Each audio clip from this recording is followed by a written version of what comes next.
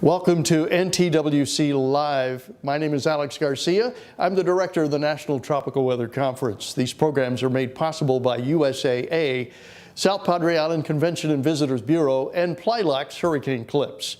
To produce these programs, it's a team effort. We have Bill Reed and Tim Smith with us this morning. Here's Tim Smith. Thank you, Alex. Good morning, everybody. Good to have you along on today's edition of NTWC Live.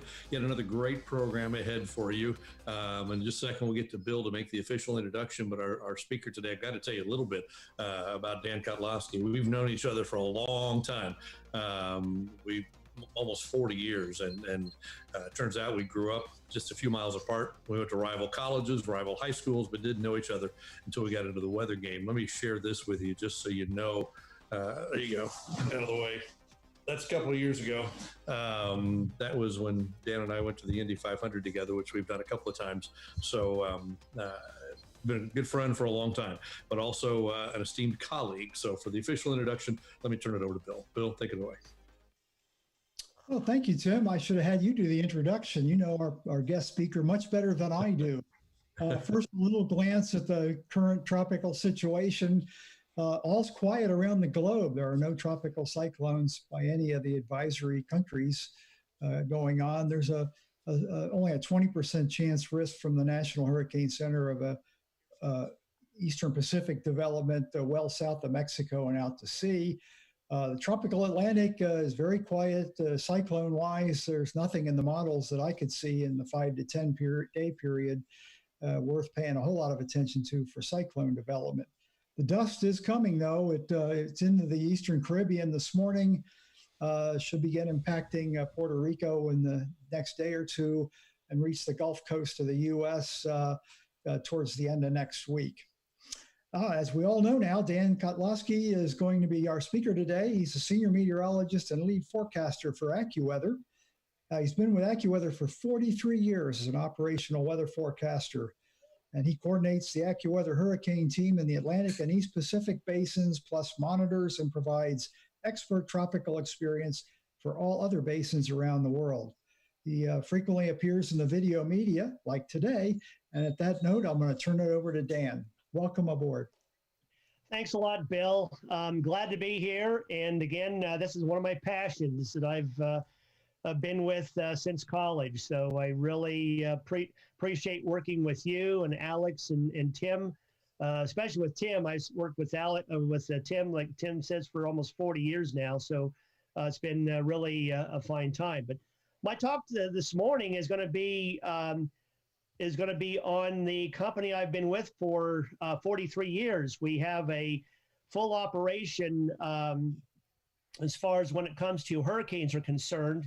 And I want to kind of talk about that. And because a lot of people say, okay, we know what the Hurricane Center does, but what do these other companies do that also provide services as well? Well, first of all, let me get my, let's see, oh, there we go.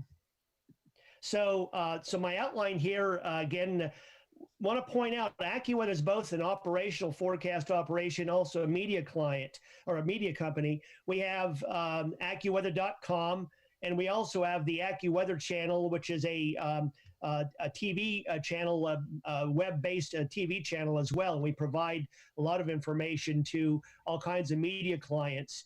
I'll talk about our forecasting effort and our, again, some of the products we provide and our philosophy. And again, I want to talk about how we differ from the National Hurricane Center. Not that we necessarily have a big problem with that. Just a little bit about AccuWeather. Again, AccuWeather was founded in 1962. We have roughly about 500 employees, many meteorologists. We have 100 forecast operational meteorologists, but we have another 50 to 100 people who are meteorologists that do other things within the company then. Again, we're located in State College, but we have offices. We have another office in Wichita, which is our severe weather warning center, mostly for severe thunderstorms, tornadoes, high winds, those kinds of issues. And we have other offices throughout the world. Most of those other offices are mostly sales offices. We do all our forecasting here within the United States then. And again, we serve a lot of different clientele. We have a lot of exposure on the web and with other media throughout the world. Again, we serve quite a few countries. The last I've counted, we serve about 239 countries worldwide, at least with products and with web services. Again, we have more people using our web services, especially our phone, getting forecasts, AccuWeather.com forecasts overseas than we do in the United States.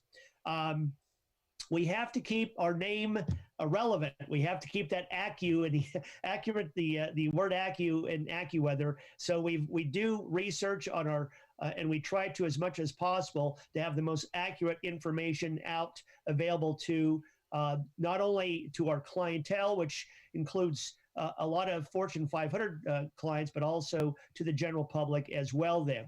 So going into the forecasting process here, the first thing I want to talk about is our seasonal forecast outlook. You know, we talk about how a lot of different people do long-range forecasting for the upcoming seasons, and we do so at AccuWeather. We begin, believe it or not, we start looking at the situation for the next season right as soon as the first season comes to an end. And as Bill can tell you, the seasons don't just end in November, on November 30th sometimes. Sometimes they'll go into December and into January. So, but we still have to look at the upcoming season as well. So we start looking at that in December, January, and then we try to issue an early preliminary outlook to our clients in early February. Again, some clients want to know even before that because they may have some operations that are going on that require them to make some decisions. And people say, how can you know what is going to happen, you know, 7 to 9 months out? Well, here's the question I have for you. If people have to make decisions on the weather 7 to 9 days out, I don't think they want to flip a coin. I think they want to really get some additional information. So that's what we provide. And obviously, we update this information throughout the year and leading up to the season as well. So we will have a number of updates as we go through the season. And obviously, we look at all the other information that everybody else looks at, including the, again, the ENSO members, 25 climate models that are run monthly, sometimes bi-monthly, and again, try to get an idea what ENSO is going to be. So that's the key right there as we try to determine what the state of ENSO is going to be during the heart of the hurricane season, August, September, and October. And then we kind of look at other factors as well. But again, our long-range prediction group, which is a group of about 12 meteorologists, will again give Paul Pastelok and I work on this together and give us ideas on what they believe will happen with the upcoming season. So again, the first thing we want to determine is what the state of ENSO is, and there's a lot of discussion during December, January, and February on that issue.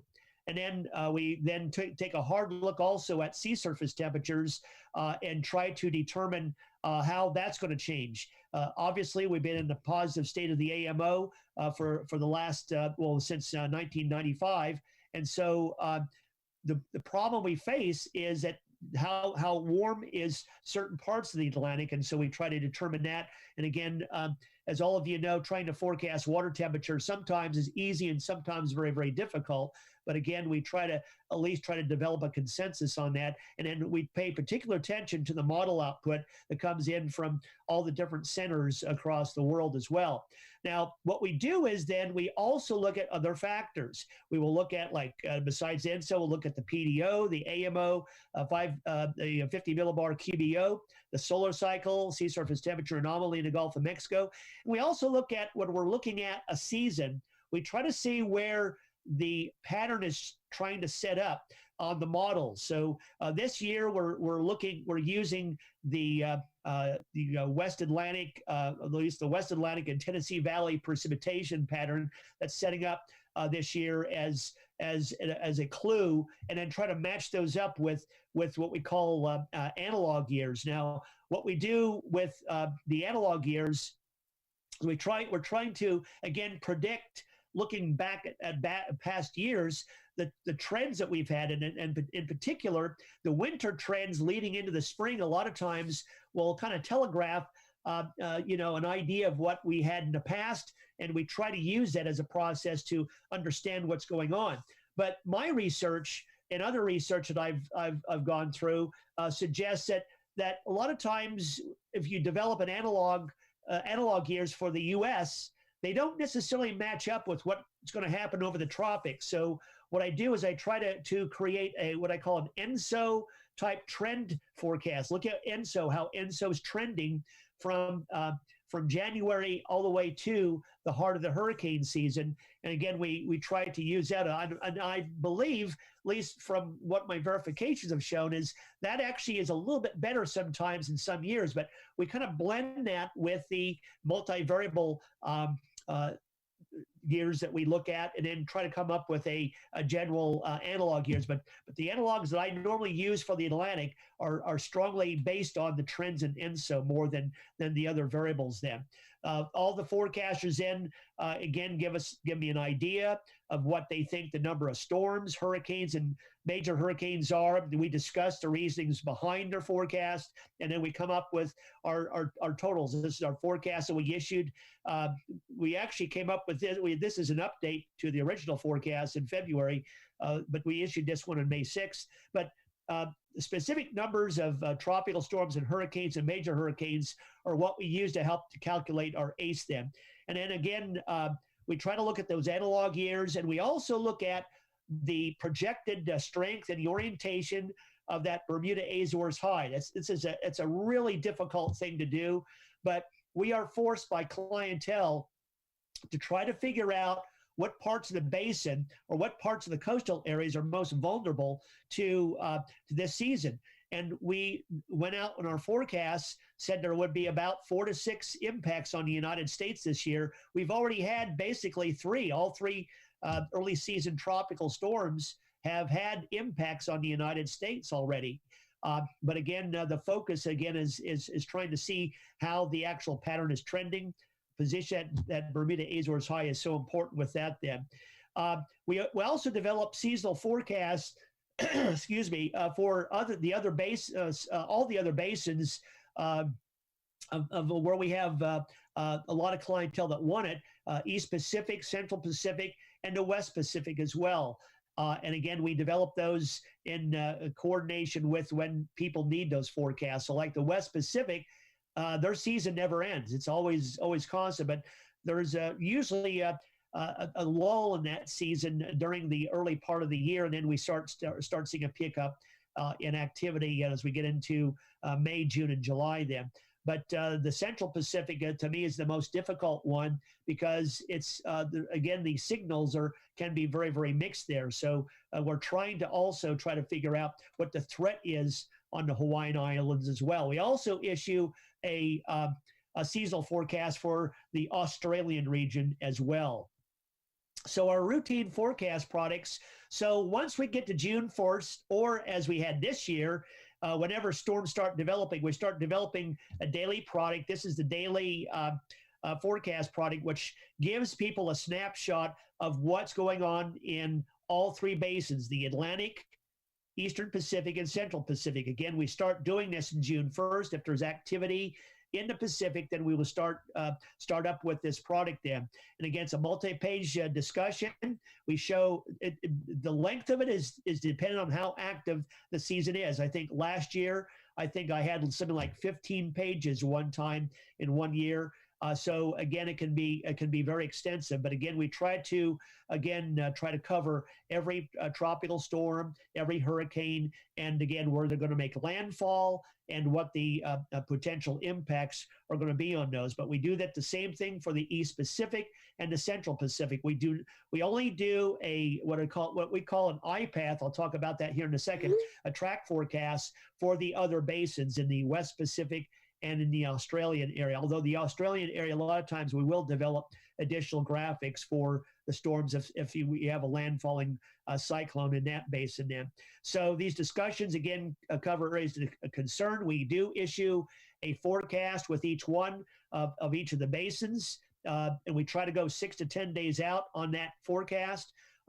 In the Pacific, you can actually go out further because the pattern is such that when you see systems developing out there, a lot of times you can almost see a system developing more than 10 days out. In the Atlantic, there are so many other variables that really cause a lookout more than 6 days out, but we try as much as possible. Then we outlook those areas. It's very similar to what the Hurricane Center is, but a lot of times we'll outlook areas before the Hurricane Center because a lot of our clients, some of them need 10 days notice that there's something out there so they can start watching it. So we, again, try to, as much as possible, pay attention to that.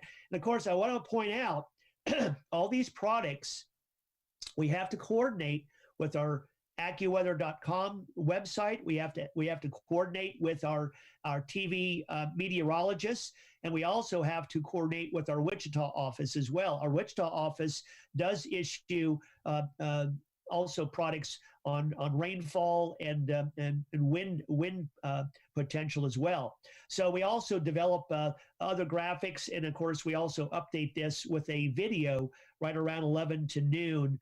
And again, this is available on our special site for our clientele, but we also offer it also on our website, what we call our professional website, which is a paying website. Although people like Tim, who's a client, get free access to that, so they can see all this information on there then.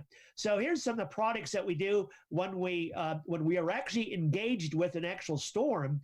We produce a number of products in. So for each tropical cyclone, again, we show a position graphic. Again, this is based on what NHC shows as what the actual location of the graphic is by the advisory.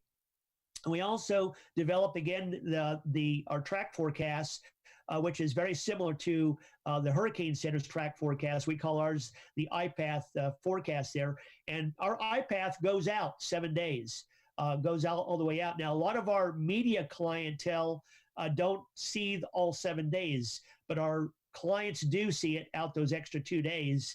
But the general public sometimes will only see it going out to 5 days. But there are special graphics when we feel confident that a system is definitely going to affect the United States or is going to make landfall somewhere. We will include all 7 days on our media-based products as well. And then we develop what we call polygon maps, which give us basically risk to lives and property is one product, storm surge, inundation, total storm rainfall, sustained wind, wind speed, wind gusts, and probability of hurricane force winds.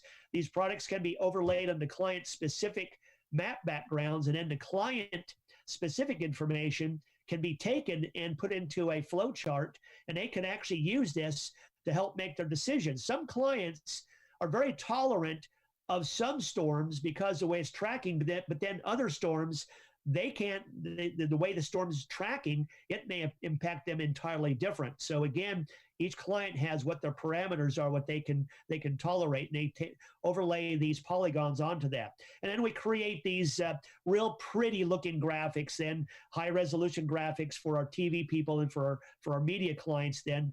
And again, these are used not only for TV, but also on AccuWeather.com. And again, like I said, other media clients can use those as well then. So here's our basic philosophy. Our basic philosophy is to have the most accurate and clearly understood forecast possible and provide clients and the public the best messaging that will allow them to make the correct action to save lives and protect property. So if we are dealing with a potential developing system, we will often start to generate a track forecast, an iPath product, in-house to get what I call a forecast groove going. In other words, follow the storm, and so you kind of understand how the storm is working with respect to the models. And this is before the Hurricane Center starts running the ATCF process, because a lot of times we'll have systems out there that don't look like they're going to develop very well, but we still have to track those. So a lot of times we'll develop a track forecast for that using ensemble information from ECMWF, GFS, UK Met, and so forth. You know, the usual models, I think, what a lot of people use. But then once the ATCF process begins, then we look at those specific models that's run on ATCF and actually develop several different consensus scenarios to come up with our track forecasts in. So our iPath track forecasts are created based on what we believe will be the most accurate forecast. Occasionally, we will disagree with NHC. This was the case with Cristobal. Our track forecast had that particular storm making landfall over the state of Tabasco in Mexico in the southern Bay of Campeche, while the NHC kept the storm offshore. We have clients, we have especially railroads that go in those areas that are very, very susceptible to flooding. And so we, again, with our forecasters in Wichita, thought it best that we show a landfall. So our consensus among the forecasters was to take it inland. I think the ECMWF and the GFS both took it inland, so we kind of bought that solution. But I know a lot of other models did not take it inland for that, but we took it inland, and again, it did make landfall over Tabasco. It was again, it caused some flooding, but it really, I think the point here is we can differ with the Hurricane Center on a storm like that when there is a lot of uncertainty. I mean, they were not saying it's not going to make landfall. They actually made comments saying that there was still a possibility it could go inland in.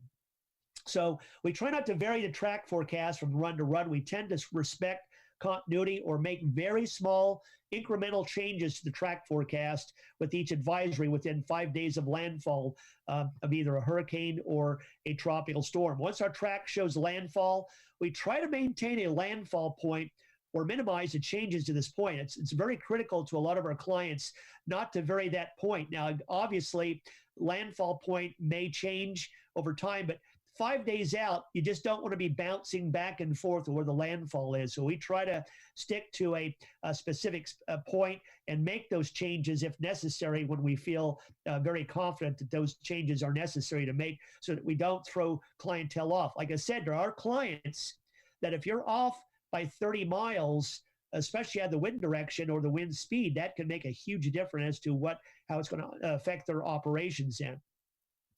So I just want to point out some of the differences that we undertake with respect to the Hurricane Center. I don't think it's really huge changes, but certainly we do differ from them. For one thing, we are not afraid to generate what we call an AccuStorm, even if the Hurricane Center is not developing a PTC or a potential tropical cyclone.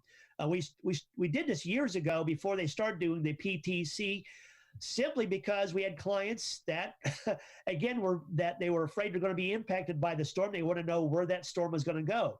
So, but the Hurricane Center now has become more proactive with these PTC advisories, which again allows people to make plans and, of course, allows them to issue watches and warnings ahead of time.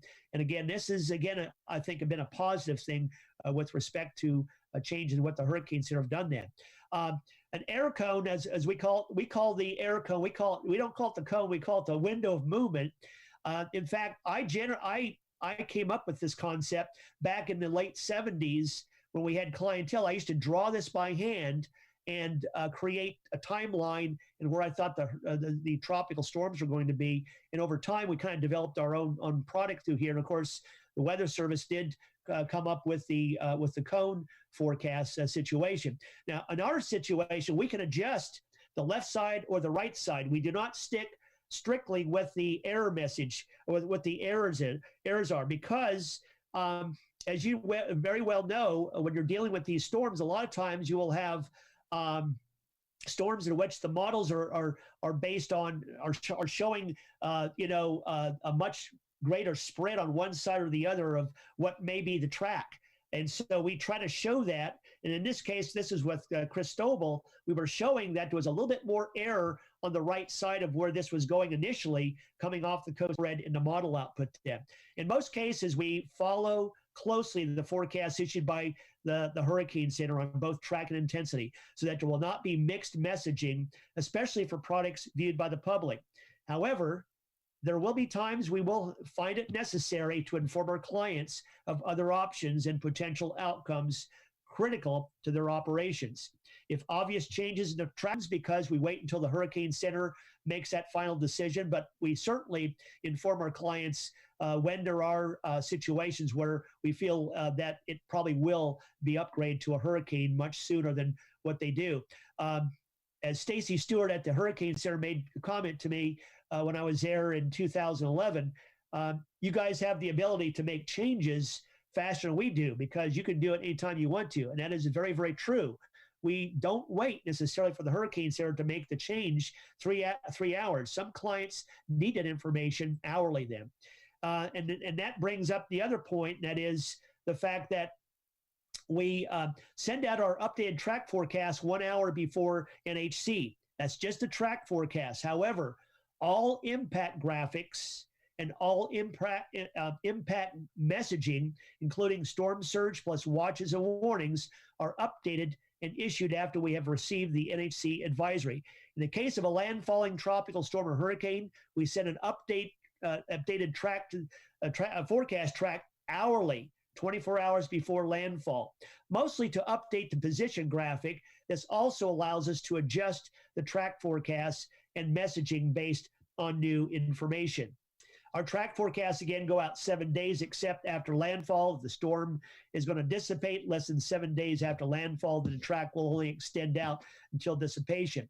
Once a storm or hurricane which has made landfall is no longer classified as a depression, but is still an identifiable feature causing significant rainfall, we call this a tropical rainstorm, and maintain the name and putting it in as a tropical rainstorm. Now, what we've noticed over the last few years is that once the Hurricane Center passes this over to WPC to then message and produce forecasts for the storm, they've been holding on to the tropical depression designation much longer, and we abide by that. So if they keep it as a depression, we keep it as a depression. But as soon as they get rid of that depression status, then we will classify this as a tropical rainstorm, just so people will know that this is a feature that did come from the tropics and is coming northward. And as everyone knows, moisture from a dying tropical system generates a lot more rainfall. So we try to keep that in mind. It's much easier, I think, for people to understand that we're dealing with the remnants of a feature, as opposed to just saying there's a blob of moisture, of tropical moisture then. We also use different icons for the depression and also for the tropical rainstorm. We use the storm surge information provided by NHC. We don't vary that at all. Once it's available, and we use this in our GIS products. However, again, we need to get word out to our clientele about potential storm surge. And just as the Hurricane Center does, we use the MOMS, the maximums, storm surge information for a longer range client-based products as a first guess at the highest possible storm surge. We try not to talk about this to the general public because it can be misleading, but basically we don't really know about the storm surge until we start running those slosh models until the Hurricane Center starts running the slosh models to understand what we are dealing with there. With each storm, we assign a local storm max for rainfall, and with each tropical storm, we actually project what we call a storm max for the wind as well. Obviously, a hurricane, it's going to be category 1 or 2, whatever. So we're going to abide by that then. And all we're trying to do is try to tell people what's the highest amount of rainfall that might fall from this system, and what's maybe the highest wind that could be attained by the storm system then. Now, once we have the storm surge information, then we generate what we call our AccuWeather Real Impact for Hurricanes number. And what we do is we assign a number, less than 1, 1, 2, 3, 4, 5, and we use a calculation based on statistics of past storms using the predicted maximum sustained wind. Again, if it's a Cat 1, Hurricane Center's a Cat 1, then the RI is going to be a Cat 1. It's going to be a 1. But if there's a huge amount of rainfall from that system, and we do a statistical analysis and say, holy cow, this is going to produce phenomenal rainfall, then we will bump that up to 2, depending on our statistics and historical statistics on how that will affect a given area. So, for example, Florence made landfall, I think, as a category 1 or a 2 and then but its impact was more like that of a, at least as far as impacts of rainfall, was more like that of a 4. So again, we try to determine that by calculating what the wind is, aerial rainfall, storm surge, and projected and economic impact. And this is how we come up with that then. But again, it's only the max. It's the maximum number. So it's not site specific just yet. We're working on that. That will be something that will be coming down the road here, probably within the next year or two then. Finally, I want to point out, even though just like every meteorologist out there, there's going to be disagreement and there's going to be a lot of uncertainty in how to message. Forecasting and messaging for all tropical cyclones across the world is a joint effort by government, the commercial weather enterprise like AccuWeather, the academic sector, and the media. And I think we all need to realize that just because we differ on something, we all need to come together with a common message that will not, again, confuse the general public. And again, Ken Graham met with us and actually participated in our most recent town hall, talking about dealing with the COVID-19 and dealing with the upcoming season. And it's that partnership that we develop with all these groups that allow us to help create the best messaging possible out there and to create the best possible forecasts so that people can make critical decisions on saving lives and property. And with that, that's my presentation. I'll hit my stop share and open for any questions. Thank you, Dan. Great information. Appreciate that. And you know, as we talked about, we've been working together for a long time. And I remember years ago, there were storms when the forecast varied quite a bit, where AccuWeather was saying one thing, the Hurricane Center was saying something else. It seems like that message is much more unified now. Has that changed over the years? Has the philosophy changed, or how's that happen? Yes, it has. Yes, it has. I think one of the big changes took place, and Bill may remember this, whatever. But but NOAA used to keep all the forecast information to themselves, or did not let the general public or anybody else take a look at those. And AccuWeather again tried to get that information available so that we could look at it and see what everybody else is looking at. And our argument was, if everyone takes a look at and sees what everyone's looking at, we're all going to come up with the same situation. And that's why the forecast track really does not change that much. I mean, if you look at our track and the Hurricane Center's track, they're pretty darn close. You know, there's going to be a little bit of disagreement on maybe the exact point of landfall, but the messaging is there. It's almost the same. So when we share information, it's just so much easier for everyone to see where people are coming from, their perspective. And I think that's what has to happen. And we're meteorologists. And we need reasoning why we're doing what we're doing, you know. So, and again, like I said, we have clientele that are very demanding for information. It needs to be out there that may not be really necessarily appropriate for the general public. Good. Bill, go ahead and jump in. I know you've always got some great insight. That's cool. That reminded me, a great talk, by the way, Dan. Your comment about for government use only thing, that's probably the military DNA in the Weather Service back in the day. It's not there anymore. My philosophy was, if you make a product, you share a product. And I always thought that was crazy. Sometimes the most important information that you can put out there is like the discussions, what's in the forecaster's head. Exactly. Look at the model. Anybody can. Hey, I really liked your idea of a tropical rainstorm messaging for the dying embers of a tropical storm. Would you use the same thing, say, if we had like an open wave with really high precipitable water come rolling into the Texas coast? You know, we've not used that scenario, but what we would do is we actually would create an AccuStorm on a situation like that. We would actually call it an AccuStorm, so that we could track it, and then the clients could see, okay, this thing's going to track this way, even though there might not be a real good track. They just want to know where it's going. They want to know how close the rainfall is. So, but we actually have created what we call AccuStorms, and then we've brought them inland and then called them tropical rainstorms without even having a name. Yeah, I think it would really resonate with the public down here. We see the word tropic and everybody's ears pop on that thing. One thing I didn't catch with your product, your map product that shows track forecast uncertainty, what percent of the possibilities of where the center will go do you cover on that? I know the Hurricane Center still uses the 2/3 of the 5-year running average. Yeah, we basically, what we do is we load the track errors that the Hurricane Center have as our first guess. And then what we do is once we start developing a consensus in the track forecasts, then we will, we'll vary that. So again, each storm is different. And I can't say that we're going to, and that's the one thing I like about, working for a commercial firm like AccuWeather is we can change our minds on how we do things for particular storms. As you know, there's some storms that just don't meet the kind of criteria that we need to have.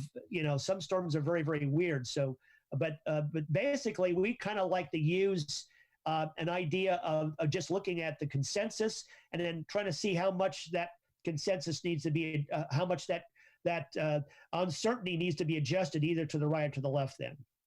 Okay. I've noticed over the last few years, I've seen some examples of private sector companies running their own model. Is AccuWeather considering doing something like that? Not at this point, no. I mean, the resources to run a model like that, and we've had, we've got some people that have done some research on that in office. I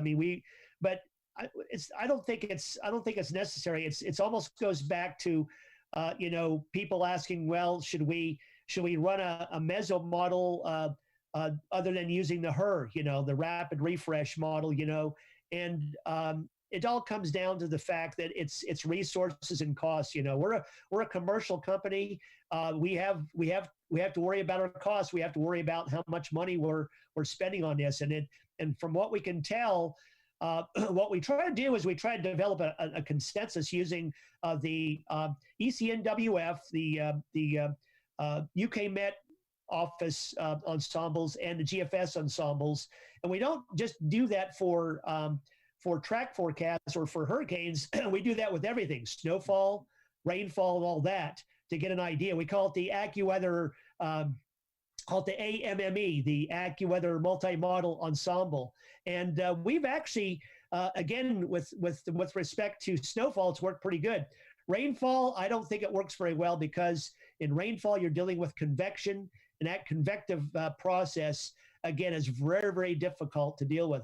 I think just looking at the HWRF rainfall, and even the European rainfall, I think those are more accurate than trying to deal with things. Because I notice, again, the GFS ensembles and GFS, their rainfall sometimes is kind of shaky sometimes. I found with tropical cyclones, I can almost do as well with some climatological rules of thumb, and I only mess with it in that 24-hour time frame, because it's so critical where that heavy rain falls to what the impact is, that you can mislead people by being real specific 2-3 days out. Exactly. One other question. We've been following a lot of research on the attribution of increases in rainfall and increases in intensity of storms due to climate change. Do you guys do any operational research on how to maybe use some of that cutting edge research? Well, what we're doing is, again, we're going to just, again, most of our products are based off model output. We are looking at, multiple runs of the ensembles and trying to use something like that. But we really have not gotten into, trying to do what you just pointed out, is trying to leverage, maybe, because of climate change, that things need to be changed with respect to that. we're basically gonna pretty much stick with the model output and try to adjust our thinking from that. We still think that basically each storm has a different take, has a different personality, so to speak, a meteorological personality. And so I don't think we can just create something that's going to fit all cases. Spoken like a true forecaster that's been bludgeoned to death by reality. Yes, you bet. A lot of battle scars. Jim, back to you. I just have one final question, Dan. This is great stuff and great questions, Bill. So we talked about the seasonal forecast a while back. Has anything changed, in the last couple of weeks to make you change your seasonal forecast at all? Not really. We're going to take a hard look at that probably within the next few weeks. We're going to have new climate model runs coming up in July. We'll take a very hard look at that. We normally issue another update sometime in late July, try to get that in by August 1st. And from what we're seeing right now, the state of ENSO looks like it's going to try to go into La Nina state. I still argue that the preseason storms, they're totally different animals than the ones we have to deal with, when we get into the heart of the hurricane season. So we're still looking at, pretty good numbers. What we may end up doing is instead of going 14 to 16, we may go a 16 to 20 or something like that. In other words, take the low end and make the range smaller. But at this point, we kind of feel pretty comfortable with what way things are right now. Certainly, I don't want to mislead anybody into thinking that people should let their guard down, and that's my biggest concern. Is I really believe this is one of those years where I think all coastal areas have to be really, really prepared. And the one thing I'm most concerned about this year is the fact that people are so preoccupied with the pandemic, and now we're preoccupied with other social problems that we're having right now. And a lot of people just don't want to think about another calamity. And they're not gonna make any move on that until they have to. So we have a big, powerful storm, like Bill said. If the big storm starts heading toward Houston, people aren't going to start thinking about that until it looks threatening, and then they're gonna react. We can say what we want to until we're blue in the face, but again, I just hope that people are prepared and get all their provisions and everything they need to get to and again have their hurricane kit ready to go. Because again, I'm very fearful that this season could be very, very active. Great information, Dan. And I guess one of the upsides of everything that's going on is local news viewership, national news viewership is at an all-time high because people are watching, they want to know what's going on. So very few people will be caught by surprise. Now, whether they'll act or not, that's a whole different story, but the surprise factor may be less than what it normally is because people are watching the news, and that's a good thing about that. So, exactly. Gentlemen, go ahead. Go ahead. Yeah, I'm done. Yeah, so terrific presentation, and Dan, a great insight. We appreciate that. And part of what makes all these presentations so good is the great questions from Bill. And Bill, we appreciate that so much because your experience over the years really makes for a good give and take, and we appreciate that. So, gentlemen, thank you. Great job as always. Alex? Okay, well, again, great presentation there, Dan. Really liked that one really well. And thank you again for coming onto the program. Want to remind everyone that NTWC Live is made possible by USAA, South Padre Island Convention and Tourist Bureau, and Plilax Hurricane Clips. We'll be taking a break next week. We'll be back the following week with more NTWC Live. Until then, you can always watch replays on our Facebook page.